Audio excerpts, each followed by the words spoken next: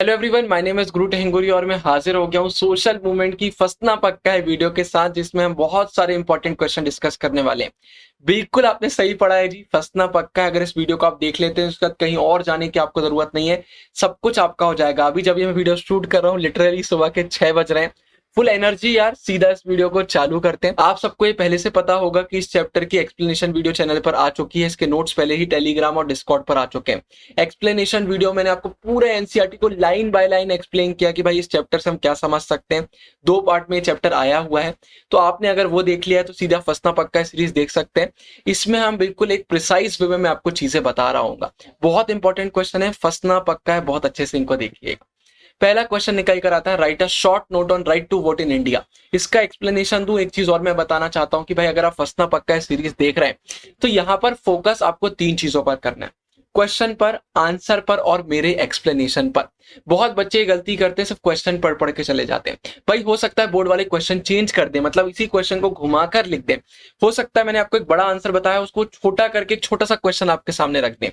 अगर आपने पूरी वीडियो अच्छे से नहीं देखी है तो बोर्ड में दिक्कत हो सकती है। लेकिन अगर आपने पूरी वीडियो देखी है, क्वेश्चन आंसर एक्सप्लेनेशन जो चीजें बता रहा हूँ सब कुछ देखा है, बोर्ड में आधा मार्क भी आपका नहीं कटेगा। तो ये चीज बिल्कुल याद रखिएगा।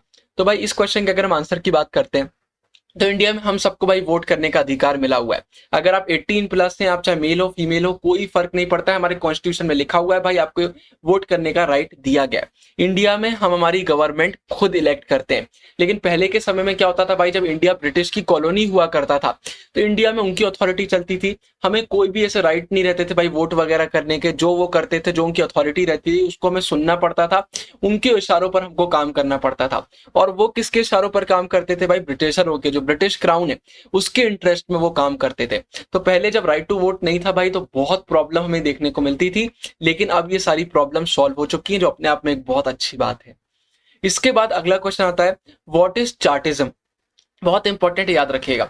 अगर हम ब्रिटेन की बात करते हैं तो वहां पर भी राइट टू वोट को बहुत आसानी से सबको नहीं मिला हुआ है, वहां पर भी बहुत सारी चीजें थी। अगर हम चार्टिज्म की बात करते तो एक सोशल मूवमेंट था जो इंग्लैंड में हमें देखने को मिला था पार्लियामेंट्री रिप्रेजेंटेशन के लिए। 1839 में क्या हुआ, 1.25 मिलियन लोगों से ज्यादा ने पीपल चार्टर्स को साइन किया, जहां पर वो क्या बोल रहे थे भाई, यूनिवर्सल मेल सफरेज, मतलब जो वहां के मेल है उनको वोटिंग के राइट मिले। वोटिंग बैलेट के थ्रू हो, ये वो वहां पर आस्क कर रहे थे उन लोगों से। साथ ही साथ हर उस व्यक्ति को इलेक्शन में खड़े होने का मौका मिले जो चाहे लैंड ओन कर रहा हो चाहे ना कर रहा हो। पहले वहां ऐसा रहता था कि भाई जिसके पास प्रॉपर्टी होती थी उनको ज्यादा फेवर किया जाता था, तो इसके खिलाफ ये वहां पर आवाज उठाई जा रही थी। इनफैक्ट वुमेन के राइट्स के लिए तो बहुत देर तक लड़ना पड़ा था। एक्सप्लेनेशन वाली वीडियोस में मैंने आपको सब कुछ वो समझाया हुआ है। इसके बाद 1842 में यही मूवमेंट ने क्या किया भाई, इसने मैनेज कर लिया 3.25 मिलियन सिग्नेचर कलेक्ट करने में। एक छोटी सी कंट्री के लिए इतनी सारी चीजें करना एक बहुत बड़ी बात होती, तो आपको समझ में आएगा वहां के लोग कितने दिल से ये चीज चाह रहे थे कि उनको वोटिंग के राइट मिल सके। तो ये इसमें आता है। इस सीरीज में मैं आपको प्रिसाइज वे में एक्सप्लेनेशन दे रहा हूं, क्योंकि एक्सप्लेनेशन वाली वीडियोस में हमने सब कुछ लाइन बाय लाइन कवर किया हुआ है ना। इसके बाद अगला क्वेश्चन आता है, social movements have shaped the world we live in and continue to do so. क्या ये सही है, एक्सप्लेन करिए। चलिए देख लेते हैं। तो भाई ये हमारे नोट्स हैं, टॉपर्स नोट्स हैं, उसके आपको एक्सप्लेन कर देता हूँ, बहुत सही वे में यहाँ दिया हुआ है। अगर हम सोशल मूवमेंट्स की बात करते तो जी हाँ, इसने पूरे वर्ल्ड को शेप किया है। आज जो राइट्स हमको मिलते हैं, आज से आज जो हम इतनी फ्री लाइफ जीते हैं, इतनी फ्रीडम लिबर्टी हमें मिलती है, ये कोई हमें ऐसे ही नहीं मिल रही है। बहुत सारे लोगों का सेक्रीफाइसेस है जिसकी वजह से आज हम इतनी अच्छी लाइफ जी पा रहे हैं। अगर आज हमारे वर्किंग डेज 5 से 6 होते हैं, हमारे वीकेंड्स ऑफ होते हैं, तो इसमें बहुत सारे लोगों को वो जाता है क्रेडिट जिनने आवाज उठाई। आज भाई वर्किंग डे हमारा 8 आवर्स का है, इसमें भी क्रेडिट जाता, नहीं तो पहले एक्सप्लॉइट किया जाता था हमें। इसके बाद वुमेन और मैन दोनों को इक्वल पे की जो बात हम करते हैं, सिक्योरिटी की, पेंशन की हम बात करते हैं, इन सब में बहुत सारे सोशल मूवमेंट्स का हाथ हमें देखने को मिल जाता है। तो हमेशा याद रखिए, आज आप जो राइट्स एंजॉय कर रहे हैं इसमें बहुत बड़ा रोल पुराने लोगों का है, पुराने सोशल मूवमेंट्स का है। कोई भी चीज हमें बस ऐसे ही नहीं मिल गई है। इसके बाद अगला क्वेश्चन हमारा निकल कर आता है, throw light on the features of social movements. बहुत इंपॉर्टेंट है। तो याद रखिए, सोशल मूवमेंट एक कलेक्टिव एक्शन होता है, बहुत सारे लोग साथ में एक्शन ले रहे होते हैं, सस्टेन्ड होता है, लंबे समय तक चल रहा होता है। ऐसा नहीं कि एक समय हुआ थोड़ी देर बाद वो खत्म हो गया, ऐसा बिल्कुल भी नहीं होता है। इसमें सम डिग्री ऑफ ऑर्गेनाइजेशन हमें देखने को मिलता है, ऑर्गेनाइजेशनल वे में ये वर्क कर रहा होता है। ऑर्गेनाइजेशन हम फॉर्म कर रहे होते हैं, लीडरशिप कई बार इसमें इंक्लूड होती है, कि स्ट्रक्चर होता है इसका कि कैसे लोग काम करेंगे, कैसे चीजें चल रही होंगी। जितने भी इसके मेंबर्स होते हैं भाई, उनके ऑब्जेक्टिव्स होते हैं, क्लियर ऑब्जेक्टिव्स होते हैं, उनको क्या काम करना है, आइडियोलॉजीज होती हैं, उन लोग भाई चेंज लाने के लिए काम करते हैं कि जो भी पब्लिक इशू है सोशल मूवमेंट करते हैं कि इसमें चेंज आ सके। तो ये चीज हमें देखने को मिलती है। एग्जाम्पल है भाई, अगर हम ट्राइबल पॉपुलेशन की राइट्स की बात करते हैं कि उनको फॉरेस्ट का यूज करने को मिलना चाहिए, या फिर जो डिस्प्लेस्ड पीपल है उनके सेटलमेंट और कंपनसेशन की हम बात करते हैं, तो ये इसका एग्जाम्पल आ जाता है। सोशल मूवमेंट कोई भी एक कॉज के लिए किया जाता है जिसमें बहुत सारे लोगों का कलेक्टिव एक्शन हमें देखने को मिलता है। तो ये फीचर्स वाला बहुत इंपॉर्टेंट क्वेश्चन है, इसको याद रखिएगा। फिर what are counter movements, give examples. मैंने आपको एक्सप्लेनेशन वाली वीडियो में समझाया था। देखिए, एक स्टेटस क्वो होता है, मतलब प्रेजेंट सिचुएशन होती है जिसमें हमारा एक स्ट्रक्चर सोसाइटी का चल रहा होता है। अगर वो सही नहीं है तो लोग उसके खिलाफ आवाज उठाते हैं। जैसे सती प्रथा की हम बात करेंगे अभी, उसके खिलाफ लोगों ने आवाज उठाई। लेकिन सोसाइटी में कुछ ऐसे लोग होते हैं जो उस चीज से खुश होते हैं जो पहले से चल रही होती है, तो वो डिफेंस में खड़े हो जाते हैं।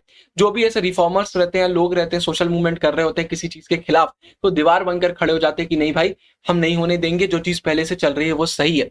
इसको हम बोलते हैं काउंटर मूवमेंट्स, मतलब एक मूवमेंट के काउंटर में हमें दूसरा मूवमेंट देखने को मिल जाता है। एग्जाम्पल के लिए जैसे राजा राम मोहन रॉय ने भाई सती के खिलाफ आवाज उठाई थी, कैंपेन किया था, ब्राह्मो समाज फॉर्म किया था।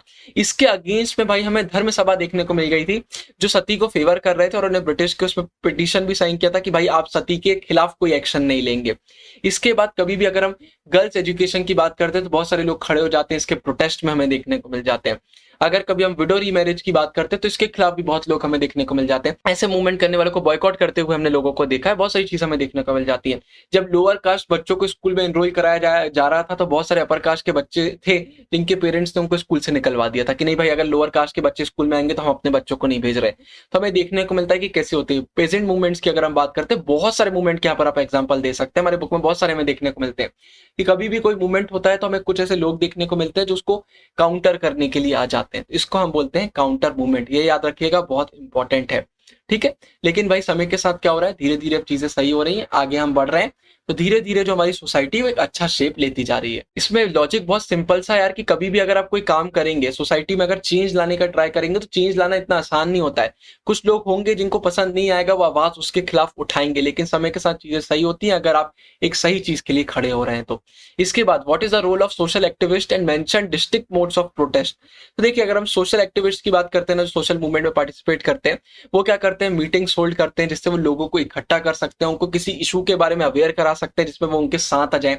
इससे क्या होता है, लोगों में एक अंडरस्टैंडिंग डेवलप होती है, सबको ऐसा लगता है कि हाँ उनको इसके खिलाफ आवाज उठाना चाहिए, वो एक अग्रीमेंट में आते हैं, एक सबका ऑब्जेक्टिव सेम हो जाता है, एम सेम हो जाता है। जब सब सेम एम के लिए काम कर रहे हैं तो भाई वो सक्सेसफुल होने की चांसेस उसकी बढ़ जाती है। ये चीज हमें देखने को मिलती है। इसमें एक्टिविस्ट का एक बहुत बड़ा रोल होता है, अलग अलग तरीके से वो अपने आप को प्रेजेंट कर रहे होते हैं, डिबेट्स वगैरह कर रहे होते हैं जिससे वो लोगों को बता सके किसी चीज के बारे में और एक सोशल मूवमेंट को थोड़ा सा ग्रोथ दे सके। इसके बाद भाई अगर हम सोशल मूवमेंट के अलग अलग तरीके की बात करते हैं, बहुत सारा होता है। आप सबने भाई कैंडल और टॉर्च लाइट के बारे में सुना होगा, ब्लैक क्लोथ को हम यूज करते हैं वो सुना होगा, स्ट्रीट थिएटर हो जाता है, सॉन्ग्स होता है, पोएट्री होता है। गांधी जी की बात करते हैं कि बहुत यूनिक वे, अहिंसा हो गया, सत्याग्रह हो गया, फिर इन्हें चरखा का यूज किया था फ्रीडम मूवमेंट के लिए। तो अलग अलग तरीके से हमें सोशल मूवमेंट देखने को मिल जाता है। कुछ लोग डेमोन्स्ट्रेट कर रहे होते हैं बाहर, जहां पर भी इंसिडेंट हुआ है वहां पर खड़े होकर। तो अलग अलग चीजें हमें इसमें देखने को मिल जाती है। इसके बाद एक बॉक्स मैंने ये डाल दिया, इसको आप पढ़ लेंगे तो थोड़ा आपको, और आप आंसर में इसको कहीं ना कहीं यूज कर सकते हैं, बाकी ज्यादा कोई इंपॉर्टेंट नहीं है ना, इसको खुद पढ़ लीजिएगा। फिर distinguish between social change and social movement. देखिए, सोशल चेंज की बात करते हैं, बहुत लंबे समय का एक प्रोसेस होता है, अलग अलग हिस्ट्री के पीरियड में अलग अलग लोगों द्वारा, अलग अलग ग्रुप द्वारा अलग अलग समय पे एक्शंस हो रहे होते हैं, जिसके बाद हमें सोसाइटी में चेंजेस देखने को मिलते हैं। कई बार इंडिविजुअल कुछ कर रहे होते हैं, कई बार कलेक्टिव एक्शन हमें देखने को मिल रहे होते हैं, और बहुत लंबे समय से चल रहे होते हैं। अलग अलग समय पर हिस्ट्री के अलग अलग डेट्स में चीजें हमें देखने को मिलती है कि इस समय इनने आवाज उठाई, फिर इनने उठाई, फिर इनने उठाई। तो एक लॉन्ग रन में हमें देखने को मिलता है, और आखिरी में हमें क्या देखने को मिलता है कि हाँ भाई, समय के साथ फिर चेंज उसमें आता है ना, एक सोशल सोसाइटी में हमें चेंज देखने को मिलता है। संस्कृताइजेशन हो गया, वेस्टर्नाइजेशन, इसके एग्जांपल हमारी इंडियन सोसाइटी में हो सकते हैं। लेकिन इसके अपोज में अगर हम सोशल मूवमेंट्स की बात करते हैं तो ये किसी एक स्पेसिफिक गोल के लिए हमें कलेक्टिव एक्शन देखने को मिलता है। लोग आते हैं, जुड़ते हैं, एक्शन लेते हैं, कंटिन्यूस लंबे समय तक एक्शन लेते हैं।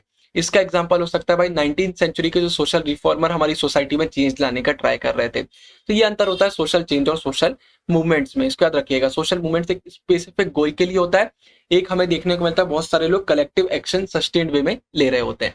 इसके बाद anxiety about maintaining social order was reflected in the work of sociologist email Durkheim. अब हम इसको देख लेते हैं। तो जी हाँ, उनके वर्क में हमें देखने को मिलता है, अगर हम उनकी राइटिंग्स की बात करते हैं तो उन्हें डिवीजन ऑफ लेबर की सोसाइटी में बात करी है, उन्हें फॉर्म्स ऑफ रिलीजियस लाइफ की बात करी है, इवन सुसाइड की उन्हें बात करी हुई है। इनके जरिए वो अपना पॉइंट ऑफ व्यू बता रहे हैं कि भाई जो सोशल स्ट्रक्चर है, मतलब जिस तरीके से हमारी सोसाइटी चलती है वो कैसे सोसाइटी को एक कर रखती है, उनने इस पर बात करी हुई है। कि जैसे इंडिया में पुरानी सोसाइटी की बात करते हैं, अलग अलग लोग अलग अलग तरीके से काम कर रहे होते थे, तो उसका रीजन क्या दिया जाता था कि हमने क्यों एक सिस्टम बना के रखा हुआ है जिससे सोसाइटी इंटीग्रेटेड रहे। तो ये इनकी राइटिंग में हमें देखने को मिलता है। पहले ऐसा समझा जाता था कि भाई जो सोशल मूवमेंट है वो हमें डिसऑर्डर की तरफ ले जा रहे हैं। फिर इसके बाद अगला क्वेश्चन आता है कि भाई हिस्टोरियन ईपी थॉमसन के प्रोटेस्ट पर जो व्यूज हैं आप वो बताइए। तो इनका ये कहना है भाई अगर क्राउड हो गया, मॉब हो गया, मतलब अगर हम झुंड की बात करते हैं तो कोई एनार्किक हुलिगन्स नहीं है, मतलब लॉलेस ग्रुप नहीं है लोगों का जो सिर्फ सोसाइटी को डिस्ट्रॉय करने के लिए आ गए, उनका काम ही तबाही मचाना है। जी नहीं, उनके पास भी एक मोरल इकोनॉमी होती है। मतलब कुल मिला के सिंपल भाषा में बोले तो अगर कोई प्रोटेस्ट कर रहा है तो उसके पास इसके रीजंस होते हैं। ऐसा नहीं है कि वो प्रोटेस्ट करने आ गया। अगर हम पुअर पीपल की बात करते हैं जो अर्बन एरियाज में रहते हैं, उनके पास बहुत गुड रीजन रहते हैं प्रोटेस्ट करने के। भाई कोई सफर कर रहा है तो उसको बहुत प्रॉब्लम होती है, वो किसके सामने जाकर अपनी बात बताएगा। दिमाग में एंगर रहता है, गुस्सा आ रहा होता है, उनको ऐसा लगता है कि क्या करें जिससे लोग समझे और उनके लिए एक सही चीज हो सके। तो इन रीजन से प्रोटेस्ट करे जाते हैं। तो कभी भी प्रोटेस्ट बस ऐसे ही नहीं हो जाते हैं, उसके पीछे हर किसी का रीजन हो सकता है। हो सकता है आपके लिए वो रीजन वैलिड ना हो कि भाई ये रीजन सही नहीं है, लेकिन ऐसा नहीं है किसी और के लिए वो रीजन बहुत वैलिड हो सकता है। इसके बाद भाई explain different theories. Important question, सारे ही क्वेश्चन बहुत इंपॉर्टेंट है, ये बहुत ज्यादा इंपॉर्टेंट है। भाई सोशल मूवमेंट्स की थ्योरी बताइए। पहला आता है थ्योरी ऑफ रिलेटेड डेप्रीवेशन। इसका मीनिंग सिंपल ही है कि सोसाइटी में जब किसी एक ग्रुप को ऐसा लगता है कि वो बाकी ग्रुप से ज्यादा वर्स है, तो यहाँ पर फिर भाई हमें प्रोटेस्ट देखने को मिल जाते हैं, यहाँ पर फिर हमें ये चीजें देखने को मिल जाती है, सोशल कॉन्फ्लिक्ट देखने को मिल जाते हैं। सिंपल भाई ये है कि अगर हम इन चीजों की बात करते हैं ना तो साइकोलॉजिकल फैक्टर यहाँ पर आ जाते हैं।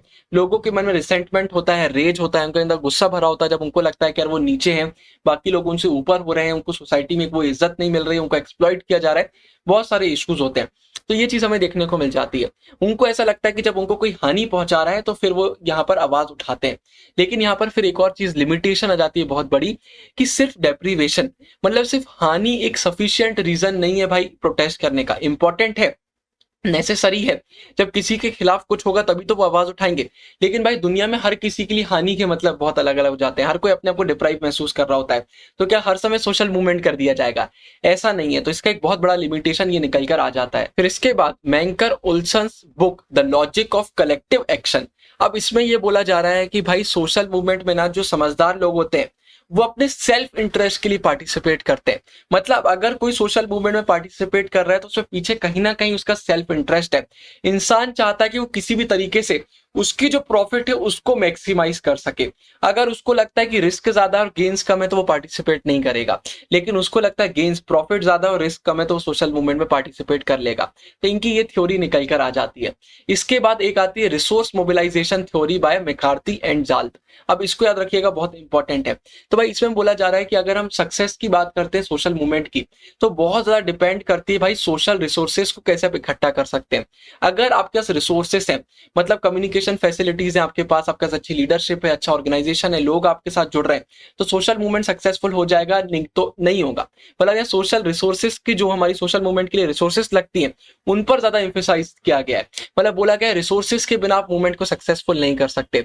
लेकिन जो क्रिटिक्स हैं वो आर्ग्यू करते हैं ऐसा नहीं है भाई, ज्यादातर सोसाइटी में जो सोशल मूवमेंट्स होते हैं वही लोग करते हैं जिनके पास रिसोर्सेस नहीं होती है, वही लोग करते हैं जो सोसाइटी में रिसोर्सेस लाना चाहते हैं, चेंजेस लाना चाहते हैं। तो ये बोलना कि बिना रिसोर्सेस आप मूवमेंट नहीं कर सकते ये गलत है। अगर हम इस थ्योरी की बात करते हैं तो जो ओल्सन हमने इससे पहले जो थ्योरी पढ़ी उसको सीधे सीधे ये थ्योरी अपोज कर देती है। तो ये हमें देखने को मिलता है, हमें मिलता है भाई सोशल मूवमेंट तो होता ही है नए आइडेंटिटीज लाने के लिए। तो ऐसा नहीं है अगर आपके पास रिसोर्सेस कम है तो भी आप मूवमेंट स्टार्ट कर सकते हैं, धीरे धीरे चीजें अपने आप सही होने लगती हैं। इसके बाद explain redemptive, reformist and revolutionary types of social movement, बहुत इंपॉर्टेंट। तो सबसे पहले इसमें अगर हम रिडेंटिव सोशल मूवमेंट की बात करते हैं तो इसका मेन एम होता है कि भाई जो इसके मेंबर्स हैं, इंडिविजुअल मेंबर्स हैं, उनके पर्सनल कॉन्शियसनेस में और उनके एक्शंस में चेंजेस लेकर आए जाए। इसका एग्जांपल है भाई केरला में जो इजावा कम्युनिटी थी उस जिसको नारायण गुरु लीड कर रहे थे, तो उनके सोशल प्रैक्टिसेस में चेंज लेकर आ रहे थे। मतलब इंडिविजुअल के एक्शंस में और उनके पर्सनल कॉन्शियसनेस में चेंजेस लाने की बात करी जा रही है। इसके बाद रिफॉर्मिस्ट सोशल मूवमेंट की बात करते हैं। तो भाई जो हमारी सोसाइटी का पॉलिटिकल और सोशल अरेंजमेंट होता है, मतलब जिस तरीके से हमारी चीजों को वहां पर रखा हुआ है, जिस तरीके से हमारी सोसाइटी चल रही है, पॉलिटिकल वे में चल रही है, सोशल वे में चल रही है, मतलब जो भी, अगर इंडिया की बात करते हैं, पहले कास्ट सिस्टम था, एक कास्ट सिस्टम पर सोसाइटी चलती थी, तो उस समय का एक सोशल स्ट्रक्चर था ये हमारे यहाँ का। तो ये सोशल अरेंजमेंट्स है, जो सोशल स्ट्रक्चर्स हैं, उनमें step by step gradual change लाने की बात करी जाती है कि इनमें हम चेंज लेकर आएंगे। जैसे 1960s में जो मूवमेंट चल रहे थे कि भाई जो इंडिया की स्टेट्स हैं उनको हमें रीऑर्गेनाइज करना चाहिए लैंग्वेज के बेसिस पर। इसके बाद राइट टू इन्फॉर्मेशन की अगर हम कैंपेन की बात करते हैं तो ये सारे इसके एग्जाम्पल आ जाते हैं।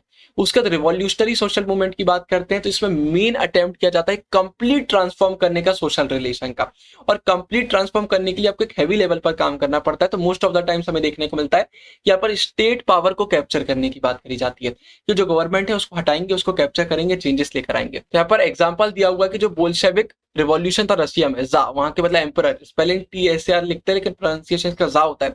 तो जो वहां के रशिया के एम्परर थे उनको हटाया गया था, कम्युनिस्ट स्टेट उसको फॉर्म कर दिया गया था। इंडिया की बात करते तो नक्सलाइट मूवमेंट एग्जांपल हो सकता है, जो ऑपरेसिव लैंडलॉर्ड्स हो गए या फिर भाई ऑफिशियल्स हो गए, उनके खिलाफ करते हैं। तो इन सबको रिवॉल्यूशनरी मूवमेंट्स का एग्जांपल बोल सकते हैं। तो ये तीनों आते हैं, बहुत इंपॉर्टेंट है। राइट साइड छोटा सा बॉक्स में एक्स्ट्रा एग्जांपल डाल दिया है। कई बार हमें देखने को मिलता है कि मूवमेंट जब आप स्टडी करेंगे तो आपस में मिक्स हो जाते हैं। कई बार देखने को मिलता है कि एक मूवमेंट पहले कुछ और होता है, बाद में कुछ और बन जाता है।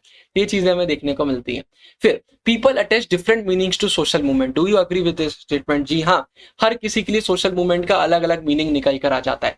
सबसे बेस्ट एग्जांपल इसका आता है कि भाई 1857 में जो म्यूटिनी रिबेलियन हो रहा था, मतलब ब्रिटिशरों का कहना था कि आप हमारे खिलाफ, इंडिया वाले लोग आवाज उठा रहे हैं, हमारी जो गवर्नमेंट है, जिस तरीके से हम काम करते हैं, आप ब्रिटिश रूल के खिलाफ आवाज उठा रहे हैं। तो इंडिया वाले लोगों का कहना था कि भाई 1857 में जो हुआ वो इंडिया का फर्स्ट स्ट्रगल था इंडिपेंडेंस के लिए। तो ये हमें एक अंतर देखने को मिल जाता है कि लोग कैसे परसीव कर रहे होते हैं सोशल मूवमेंट को। भाई आप जिस सिचुएशन में, उस हिसाब से आप मूवमेंट को देखते हो। अगर उस मूवमेंट से आपको लग रहा है चेंज एक पॉजिटिव आ रहा है तो आप उसको पॉजिटिव वे में देखते हो, नहीं तो अगर नेगेटिव लग रहा होता है तो आप नेगेटिव वे में देख रहे होते हो। तो वही ब्रिटिशरों के लिए वो चीज उनको सही नहीं लग रही थी तो उसको नेगेटिव वे में वो देख रहे थे, उसको रिबेलियन बोल रहे थे, म्यूटिनी बोल रहे थे वो। तो ये हमें देखने को मिलता है। लेकिन इंडिया के लिए वो इंडिपेंडेंस की वॉर थी, फर्स्ट वॉर ऑफ इंडिपेंडेंस हम इंडिया की इसको बोल सकते हैं। तो ये हमें देखने को मिलता है। इसके बाद the most far reaching social movements of the last century thus have been class based और based on national liberation struggle. ये बोला जा रहा है लास्ट सेंचुरी के अगर हम फार रीचिंग सोशल मूवमेंट की बात करते हैं तो वो हमें क्लास बेस्ड देखने को मिले या फिर नेशनल लिबरेशन के लिए स्ट्रगल देखने को मिले। तो जी हाँ, स्टार्टिंग में ऐसा था। देखिए अगर हम वर्कर्स मूवमेंट की बात करते हैं जो यूरोप में हुआ, उसने किसको राइज दिया? इंटरनेशनल कम्युनिस्ट मूवमेंट को उसने राइज दिया। हमें अलग अलग जगह पर कम्युनिस्ट सोशलिस्ट स्टेट्स फॉर्म होती हुई देखने को मिल रही थी। आपका USSR हो गया, चाइना हो गया, एक्सेट्रा हो गया, या हमें कम्युनिज्म और सोशलिज्म देखने को मिल रहा था। साथ ही साथ अब वेलफेयर स्टेट्स की बात करी जा रही थी। बोला जा रहा था कि ऐसा स्टेट्स बनाया जाए जहां पर वो लोगों की एजुकेशन का, हेल्थ का ध्यान दें, उनको सोशल सिक्योरिटी प्रोवाइड करें। ये मेनली हमें वेस्टर्न यूरोप साइड में ये मूवमेंट्स देखने को मिल रहे थे जहां पर ये बात करी जा रही थी।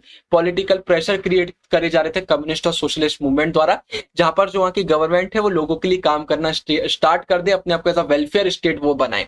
ये हमें देखने को मिलता है। फिर भाई नेशनलिस्ट मूवमेंट्स हमें कितने ज्यादा देखने को मिले थे, चाहे इंडिया हो चाहे कोई और कंट्री हो जो कॉलोनाइज थी उस समय में।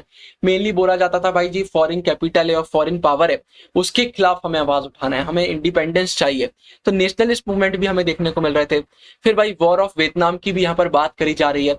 यहाँ पर हमें देखने को मिला था कि भाई USA जो है वो कुछ फोर्सेस को लीड कर रहा था जो ब्लडी कॉन्फ्लिक्ट में इन्वॉल्व थी। कहां पर थी भाई?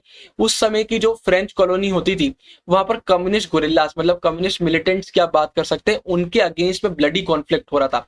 एक तरफ USA था और एक तरफ ये थे, तो इनके बीच कॉन्फ्लिक्ट हमें देखने को मिल रहा था। अगर हम यूरोप की बात करते हैं तो पेरिस में बहुत सारे हमें स्टूडेंट्स मूवमेंट देखने को मिलते हैं जिनने बाद में वर्कर्स पार्टी को भी ज्वाइन किया, और बहुत सारी स्ट्राइक्स हमें देखने को मिल रही थी वॉर के अगेंस्ट में, क्योंकि उस समय बहुत सारे लोगों को जबरदस्ती वॉर में इन्वॉल्व किया जा रहा था, तो उसके खिलाफ वो आवाज उठा रहे थे। फिर इसके बाद सिविल राइट्स हमें देखने को मिलते हैं। मार्टिन लूथर किंग जो हो गए भाई, उन्हें आप सबको मालूम है कितने मूवमेंट किए थे। उसके बाद हमें देखने को मिलता है ब्लैक पावर मूवमेंट जिसको माइकम एक्स ने किया था। तो अलग अलग मूवमेंट्स हमें देखने को मिल रहे थे। इसके बाद फिर चेंजेस आए, बाद में फिर हमें विमेन मूवमेंट, इन्वायरमेंटल मूवमेंट भी देखने को मिलने लगे। अब चेंज क्या हुआ? पुराने जितने भी मूवमेंट है आप नोटिस करेंगे किसी एक पर्टिकुलर क्लास के ये मूवमेंट है या किसी पर्टिकुलर एक नेशन के मूवमेंट है, लेकिन अब चेंज हो रहे थे। अभी क्लास वगैरह खत्म होकर एक नई आइडेंटिटी सामने आ रही थी। कोई अपने आप को विमेन बोल रहा था, कोई इन्वायरमेंटलिस्ट बोल रहा था। तो अब ये सिर्फ एक नेशन के लिए नहीं, एक पर्टिकुलर रीजन के लिए नहीं है, वर्ल्ड वाइड अब हमें मूवमेंट देखने को मिल रहे थे। पूरा वर्ल्ड आपस में कनेक्ट हो रहा था। तो एक नए सोशल मूवमेंट्स को आप इनको बोल सकते हैं, एक नया चेंज हमें देखने को मिल रहा था। इसके बाद explain old and new types of social movements. देखिए इसको भी मैं लेकर आ गया हूँ, एक चीज क्लियर बता देता हूँ। ये एक ऐसा क्वेश्चन है जिसका आंसर आप अलग अलग तरीके से लिख सकते हैं। बुक में बहुत डिटेल वे में आंसर दिया हुआ है। एक्सप्लेनेशन वाली वीडियो मैंने आपको बहुत क्लियरली समझाया हुआ है। अभी आपको शॉर्ट में मैं इसको समझाता हूँ। अगर हम ओल्ड मूवमेंट की बात करते हैं ना, तो यहाँ पर पावर में चेंज लाने की बात करी जाती है। इसका सेंट्रल गोल रहता था कि पावर को कैसे हम रीऑर्गेनाइज कर सकते हैं। साथ ही साथ भाई ये एक पॉलिटिकल पार्टीज के फ्रेमवर्क में काम करती थी। मतलब जिस तरीके से पॉलिटिकल पार्टी जो भी उसको लीड कर रहा है मूवमेंट को, उनकी जैसी रोल्स हैं उसको ये फॉलो करते थे। तो पॉलिटिकल फ्रेमवर्क में चलते थे, तो ऑब्वियस बात है भाई पॉलिटिकल पार्टीज का एक सेंट्रल रोल हमें देखने को मिल जाता था। पॉलिटिकल पार्टी अपना एक बहुत बड़ा रोल यहाँ पर प्ले कर रहे होते थे। साथ ही साथ कुछ का ये भी मानना है कि भाई यहीं से फिर हमें ट्रेड्स और यूनियंस का फॉर्मेशन देखने को मिलता है ना। इसके बाद अगर हम न्यू की बात करते हैं, अब न्यू में चीजें चेंज हो गई।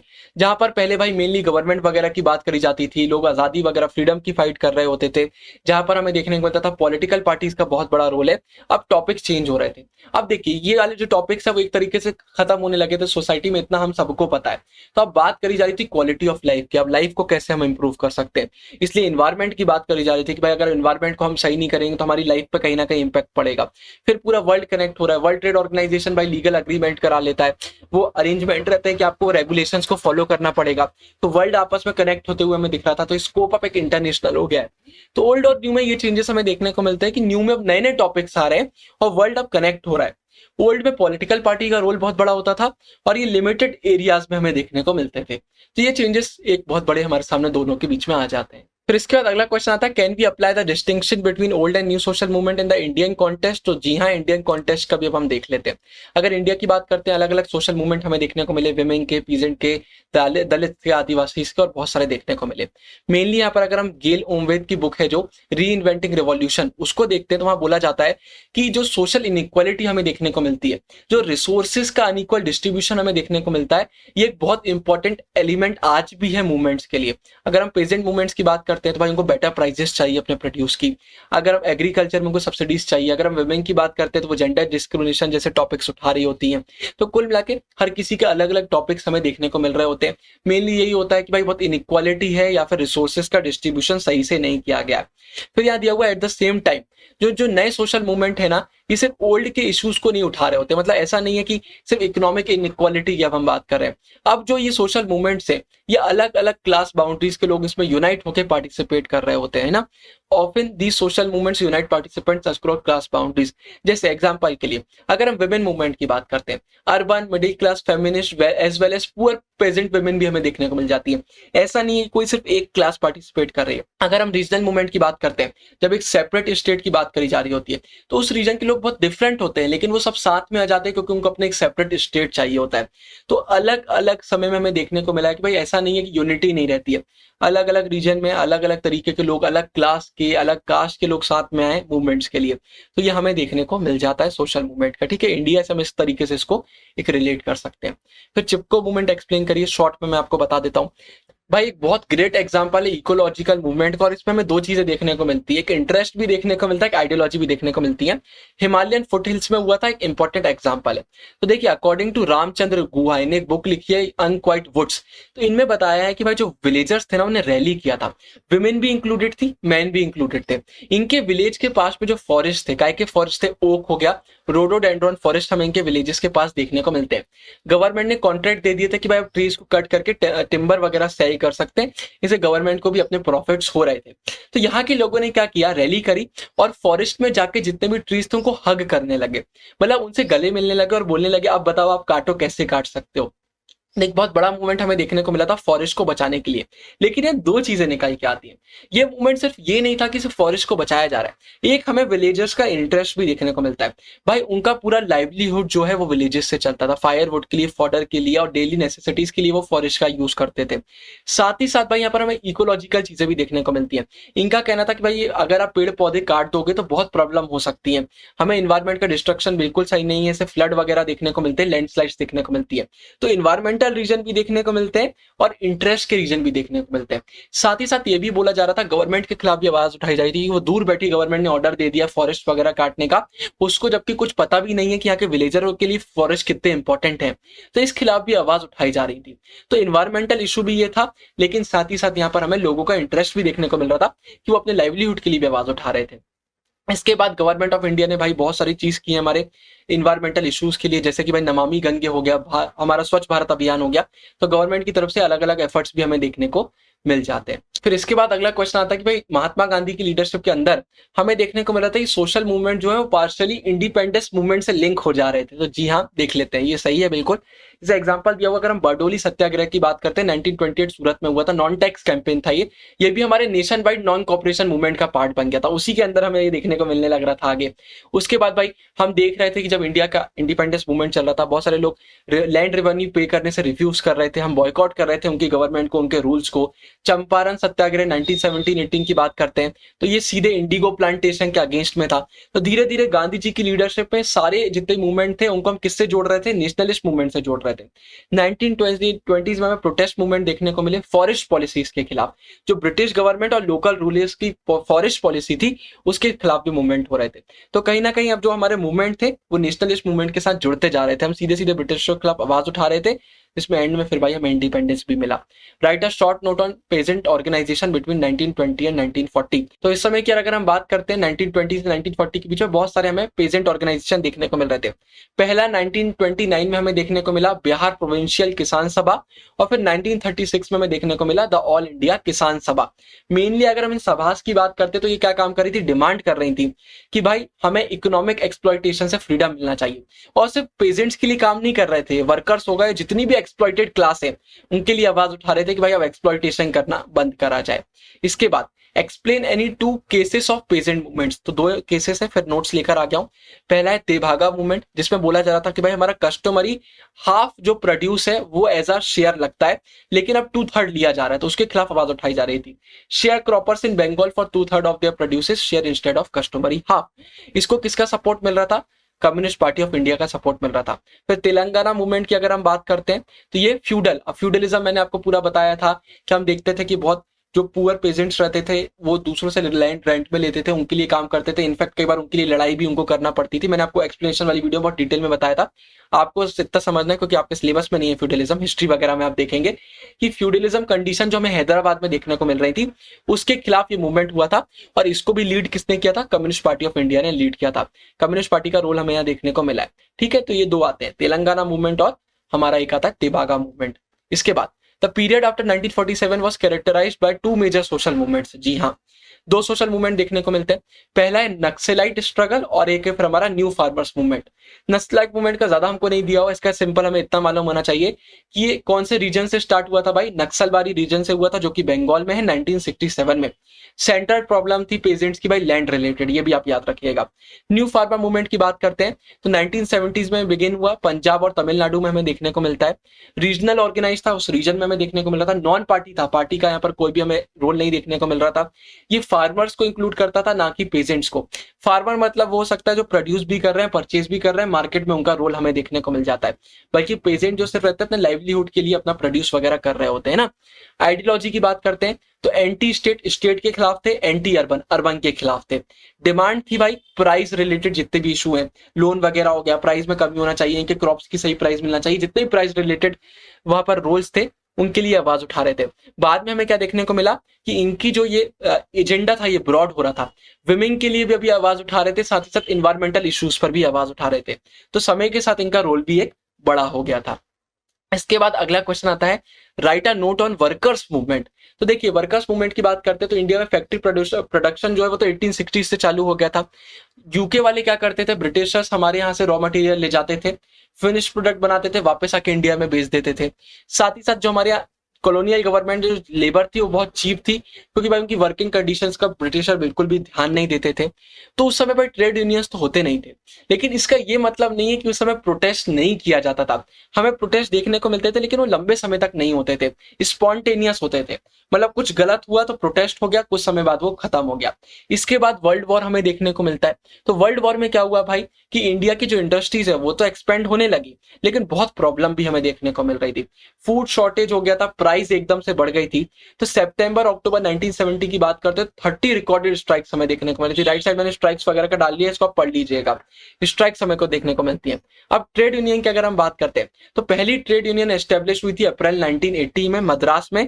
किसके द्वारा? बीपी वाडिया के द्वारा, जो कि एक सोशल वर्कर थे और थियोसॉफिकल सोसाइटी के मेंबर थे। उसी ईयर में हमें महात्मा गांधी ने का भी देखने को मिलता है। उनने क्या फाउंड किया?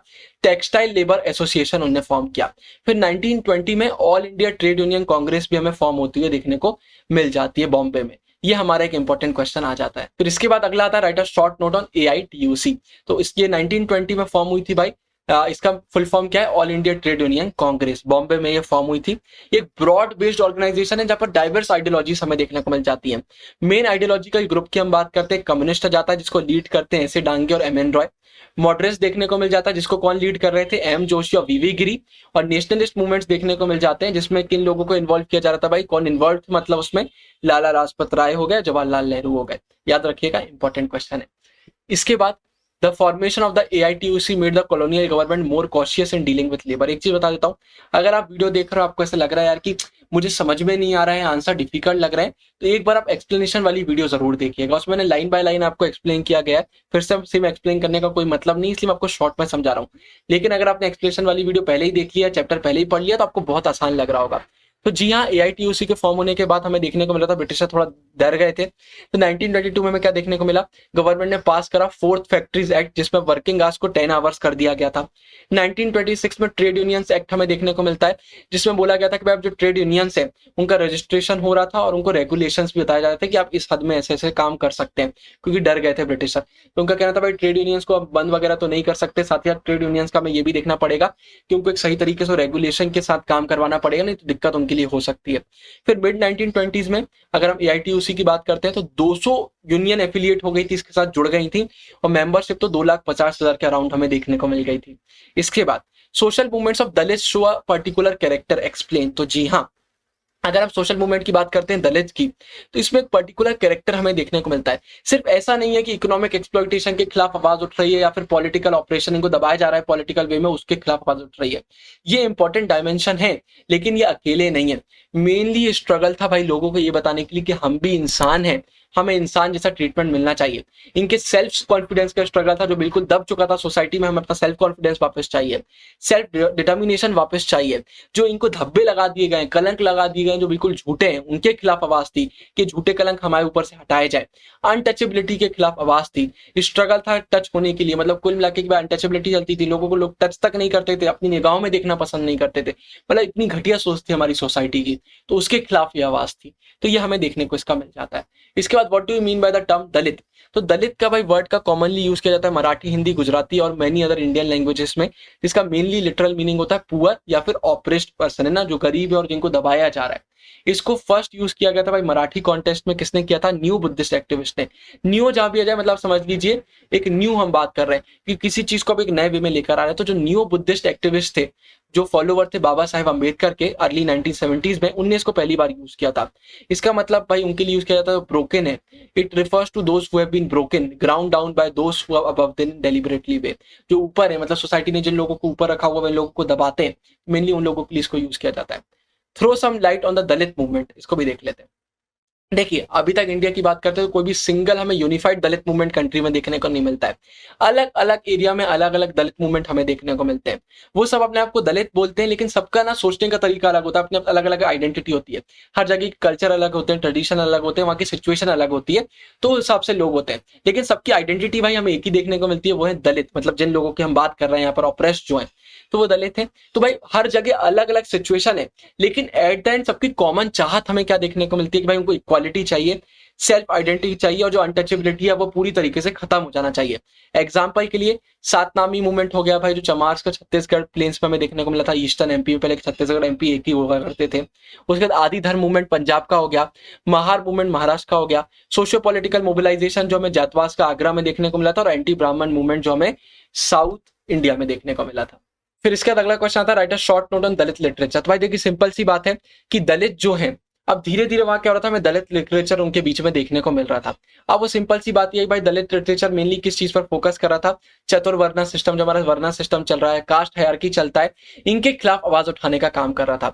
तो दलित राइटर क्या कर रहे थे भाई, कि अलग अलग एक्सप्रेशन यूज कर रहे थे, अपनी इमेजिनेशन यूज कर रहे थे और बता रहे थे कि सोसाइटी में कैसे हमें ऑपरेस किया जाता है। तो दलित लिटरेचर ने किस चीज को राइज किया, इसने किस चीज को कॉल किया, सोशल और कल्चरल रिवोल्ट को इसने कॉल दिया। इसने दलित लोगों को एक किया, बताया कि भाई हमारे साथ कितना गलत हुआ है, हमें आवाज उठाना चाहिए। तो हमें देखने को मिल रहा था अलग अलग तरीके से स्ट्रगल इसकी वजह से हमें देखने को मिलते हैं। तो दलित लिटरेचर का एक बहुत बड़ा रोल है भाई दलित लोगों को अपलिफ्ट करने में। तो ये याद रखिएगा, ये हमारा एक दलित मूवमेंट में दलित लिटरेचर के बारे में भी आ जाता है। इसके बाद why tribal movement took place in Jharkhand, अब इसको हम देख लेते हैं। तो भाई देखिए झारखंड की बात करते हैं, तो ये नया स्टेट है, 2000 में फॉर्म हुआ है, बिहार, साउथ बिहार से इसको निकाला गया है। अगर हम यहाँ की बात करते हैं झारखंड की, तो एक बहुत बड़े लीडर का नाम हमारे सामने आ जाता है, बिरसा मुंडा, जिन्हें एक मेजर अपराइजिंग की थी भाई ब्रिटिशरों के खिलाफ। इनकी डेथ के बाद एक बहुत इंपॉर्टेंट, एक आप बोल सकते हैं लेजेंडरी फिगर बनकर ये सबके सामने आए, और लोग इनसे बहुत ज्यादा इंस्पायर होते हैं कि यहाँ के लोगों ने तो हर घर में इनकी वगैरह पोएट्री वगैरह चलती थी, इनकी कहानियां किससे चलते थे। इसके बाद यहाँ पर हमें क्रिश्चियन मिशनरी देखने को मिलती है साउथ बिहार में, जिसने यहाँ पर लिटरेसी बढ़ाई, लोगों को पढ़ा लिखा बनाया। भाई ऑब्वियस सी बात है, जब आदिवासी वहां के पढ़े लिखे होंगे तो चीजों को वो समझेंगे। उनने स्टडी किया, उनको समझ में आया क्या चीजें गलत हुई हैं, उनने लोगों को बताया, अपने कल्चर के बारे में, अपने ट्रेडिशन के बारे में बताया, जिससे वहां पर एक आइडेंटिटी बनी झारखंडीज, वहां के लोग अपने आप को यूनाइटेड फील करने लगे। साथ ही साथ भाई अब जो आदिवासी पढ़ लिख गए थे, अब उनकी गवर्नमेंट जॉब लग रही थी, इंडिया में भी बाहर भी, वो हर जगह आवाज उठा रहे थे, बता रहे थे कि भाई हमको एक सेपरेट स्टेट चाहिए। तो ये चीज हमें देखने को मिल रही थी। तो भाई साउथ बिहार की अगर हम बात करते थे, यहाँ मेनली हमें क्या देखने को मिल रहा था कि जो आदिवासी थे और जो यहाँ के लोग थे, उनका मेन जो गुस्सा था ना, वो डिक्कूस, DIKUs, इन लोगों के खिलाफ था। डिक्कूस कौन थे भाई, ये आप बोल सकते हैं आउटसाइडर्स थे, जो यहाँ के आके बस गए थे, माइग्रेंट ट्रेडर्स थे, मनी लेंडर्स थे, यहाँ की पूरी वेल्थ को लूट रहे थे, यहाँ के लोगों को दबाने का ये काम कर रहे थे। राइट साइड में इनके बारे में मैंने लिखा है, इनको प्रॉफिट हो रहा था, लोगों को ये चीज बिल्कुल पसंद नहीं आ रही थी। तो यहाँ के लोगों को लगा कि भाई इनके साथ सही नहीं हो रहा है, इनजस्टिस हो रहा है, बहुत अनफेयर इनके साथ हो रहा है। तो सब साथ में आए, कलेक्टिव एक्शन लिया, और बाद में इनका एक सेपरेट स्टेट झारखंड फॉर्म हुआ। तो ये झारखंड का हमारा आ जाता है। फिर mention the issues against which the leader of the movement in Jharkhand agitated for. 4 reason आते हैं जिसके खिलाफ यहाँ के भाई लोग एजिटेट कर रहे थे। SARP शॉर्टकट है याद करने का, ये नोट से लाया हूं। पहला है भाई, बहुत सारा लैंड हो गया, बहुत सारा एरिया हो गया, जिसको इन लोगों ने अपने कब्जे में ले लिया था। गवर्नमेंट ने किस लिए ले लिया था भाई, इरिगेशन प्रोजेक्ट्स के, या फिर फायरिंग रेंजेस, मतलब शूटिंग प्रैक्टिस जहाँ पे कर सकते हैं, उसके लिए ले लिया था। साथ ही साथ जो सर्वे वगैरह होते हैं, सेटलमेंट का काम होते हैं, वो पूरे तरीके से रुक गया था, लोगों को ये चीज भी पसंद नहीं आ रही थी। तीसरा आता है जो लोन्स वगैरह हो गए, रेंट्स वगैरह हो गया, यहाँ पर गवर्नमेंट की साइड से कोई कॉपरेशन देखने को नहीं मिल रहा था, इसके खिलाफ ये आवाज उठा रहे थे। साथ ही साथ जो फॉरेस्ट प्रोड्यूस है, जो इनका लाइवलीहुड जिससे चलता है, उसको भी नेशनलाइज कर दिया गया था, मतलब गवर्नमेंट उसमें अपना हक जमा रही थी। तो ये चीज भी इनको पसंद नहीं आ रही थी। ये 4 पॉइंट हमारे इस इशू में निकल के आते हैं, बहुत इंपॉर्टेंट है। SARP शॉर्ट फॉर्म है, सार्फ याद रखिएगा। इसके बाद briefly touch on the specificity of tribal movements in north east. अब इसको हम देख लेते हैं। हुआ क्या भाई, जो स्टेट फॉर्मेट का प्रोसेस चल रहा था ना इंडिया गवर्नमेंट में इंडिपेंडेंस के बाद, ये थोड़ा सही नहीं लग रहा था उन लोगों को जो मेजर हिल डिस्ट्रिक्ट से आते हैं ना, इस रीजन की अगर हम बात करते हैं। मेनली क्या है, जो यहाँ के लोग थे वो अपनी आइडेंटिटी को बहुत अच्छे से जानते थे, अपने कल्चर को बहुत अच्छे से जानते थे। उनका कहना था क्या, जो असम है, अगर वहां का जैसा एडमिनिस्ट्रेटिव प्रोसेस है, अगर आप हमको उससे जोड़ना चाहेंगे तो हम कैसे जोड़ेंगे, हमारा कल्चर अलग है, हमारा काम करने का तरीका अलग है। तो ये चीज हमें देखने को यहाँ पर मिलती है। तो कुल मिला के ये है कि इसलिए फिर वहां पर भाई लोग आवाज उठा रहे थे। मेनली अगर हम की इशू की बात करते हैं, जो पूरे ट्राइबल मूवमेंट को एक दूसरे से जोड़ता है, तो वो है कि भाई जब उनको फॉरेस्ट लैंड से हटा दिया जाता है। ट्राइबल लोगों के लिए फॉरेस्ट बहुत इंपॉर्टेंट होता है, वहां से उनका पूरा लाइवलीहुड चल रहा होता है, वो एक प्रकार से उनका घर आप वो बोल सकते हैं। फॉरेस्ट इंपॉर्टेंट उनके लिए, आप उसी चीज से उनको अलग कर देंगे, उनको प्रॉब्लम तो होगी। इसलिए भाई अगर हम सेंट्रल इशू की बात करते हैं ट्राइबल मूवमेंट की, तो हमारा इकोलॉजिकल इश्यूज आ जाते हैं। तो ये भाई हमें नॉर्थ ईस्ट का भी थोड़ा सा देखने को मिल जाता है, ज्यादा इसके बारे में दिया नहीं है, तो बस इतना ही आपको बनना चाहिए। इसके बाद write a short note on the 19th century social reform movement and early women organizations, important है। अगर हम 20th सेंचुरी की बात करते हैं तो विमेन ऑर्गेनाइजेशन ग्रो कर रहे थे नेशनल और लोकल लेवल पर। विमेन्स इंडियन एसोसिएशन 1917 हो गया, all India women conference AIWC 1926 में हो गया, national council for women in India NCWI 1925 में हो गया। बहुत इंपॉर्टेंट नाम हमारे सामने आ जाते हैं। स्टार्टिंग में इनका स्कोप बहुत लिमिटेड था, लेकिन धीरे धीरे करके इनके स्कोप जो है बढ़ता जा रहा था। पहले से विमेन के इश्यूज को ही उठा रहे थे, लेकिन बाद में नेशनल इश्यूज को भी उठाने लगे थे। ठीक है, इंपॉर्टेंट आंसर ये भी आ जाता है। इसके बाद in the mid 1970s there was a renewal of women's movement in India. तो देखिए, आजादी के बाद ना कुछ समय के लिए विमेन मूवमेंट रुक गए थे, लेकिन बाद में फिर से हमें विमेन मूवमेंट देखने को मिलते हैं। बहुत सारे रीजन थे जिस वजह से विमेन मूवमेंट रुक रहे थे। बहुत सारे जो इंपॉर्टेंट एक्टिविस्ट थे अब वो नेशन बिल्डिंग के काम में लग गए थे। बहुत सारे लोग थे जो पार्टीशन के बाद दुखी थे, इसलिए कहीं ना कहीं सोशल मूवमेंट हमें रुकते हुए दिख रहे थे। लेकिन मिड 1970s में वापस आए, लेकिन अब ऑर्गेनाइजेशनल स्ट्रेटेजी में चेंज था, आइडियोलॉजीज में चेंज हमें देखने को मिल रहा था। अब जो ये विमेन मूवमेंट हो रहे थे ऑटोनॉमस थे, किसी भी पॉलिटिकल पार्टी से कनेक्टेड नहीं थे, नए इशू लेकर आ रहे थे, जैसे वायलेंस अगेंस्ट विमेन हो गया, डाउरी हो गया, सेक्सुअल हरासमेंट हो गया। अब नए नए इश्यूज पर ये आवाज उठा रहे थे, इसलिए इसको हम बोल रहे हैं एक कुछ चेंज हमें विमेन मूवमेंट में देखने को मिला था, और इसको second phase of Indian women's movement भी बोला जाता है। इसके बाद write a short note on gender just society. India में क्या है यार, सोसाइटी रिजिड है। वेमेन को कुछ चीजें बोलती जाती है, मैन को कुछ चीजें बोलती जाती है। मैन को बोला जाता है आपको स्ट्रांग होना पड़ेगा, सक्सेसफुल होना होगा, आप आसानी से अपने इमोशंस को एक्सप्रेस नहीं कर सकते। वेमेन को अपनी प्रॉब्लम देखने को मिलती है, मेल का डोमिनेशन देखने को मिलता है। जेंडर जस्ट सोसाइटी होती है जहां पर सब फ्री होते हैं, इक्वल होते हैं, सब अपने हिसाब से काम कर सकते हैं। कोई उनको बताता नहीं है आपको क्या करना है, क्या करना सही नहीं है। वो अपनी मर्जी से अच्छे अच्छे काम कर सकते हैं और सोसाइटी उनको एक्सेप्ट करती है। तो एक जेंडर जस्ट सोसाइटी की बात करी जा रही है, बोला जा रहा है बहुत इंपॉर्टेंट है, इसी की मदद से हम ग्रो और डेवलप कर सकते हैं हर एक तरफ। ये एक ट्रू फ्रीडम है। तो भाई जेंडर जस्ट सोसाइटी की अगर बात करते हैं तो दो इंपॉर्टेंट फैक्टर आते हैं जो बहुत जरूरी है। पहला है हमें विमेन्स को पढ़ाना होगा, साथ ही साथ सेक्स रेशो को इंप्रूव करना होगा। गवर्नमेंट इसके लिए बहुत काम कर रही है, बेटी बचाओ बेटी पढ़ाओ हो गया, ये कुछ चीजें हमारी योजना आ जाती हैं जहां पर गवर्नमेंट कुछ करके जेंडर जस्ट सोसाइटी को एक इवॉल्व कर रही है। बोल रही है कि भाई एक समय आएगा जब सोसाइटी इक्वल हो जाएगी, लोग सबकी रिस्पेक्ट कर रहे होंगे, कोई भी एक्सप्लॉइट नहीं हो रहा होगा। तो भाई ये हमारा इस चैप्टर में आ जाता है। आप सभी को ऑल द बेस्ट। ऊपर फंसना पक्का इस सीरीज की प्लेलिस्ट में डाल रहा हूँ, आगे और चैप्टर आने वाले हैं, बिल्कुल भी आप लोग को घबराना नहीं है। आप सभी को आपके आने वाले एग्जाम के लिए ऑल द बेस्ट। अभी के लिए साइनिंग ऑफ, गुरु टेंगुरिया, बाय बाय।